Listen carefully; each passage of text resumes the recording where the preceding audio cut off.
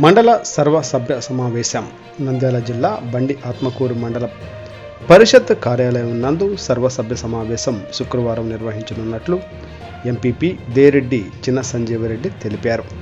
సమావేశానికి మండలంలోని అన్ని గ్రామ పంచాయతీల సర్పంచులు, ఎంపీటీసీలు, ఆయా శాఖల అధికారులు హాజరు కావాలని సూచించారు.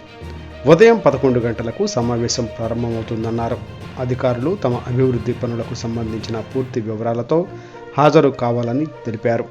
ప్రతి 3 నెలలకు ఒకసారి నిర్వహించే మండల సమావేశంలో మండల ప్రగతి, ప్రజా సమస్యలపై సభ్యులు, గౌరవ సభ్యులు అడిగిన ప్రశ్నలకు సంబంధిత శాఖ అధికారులు సమాధానం ఇస్తారు.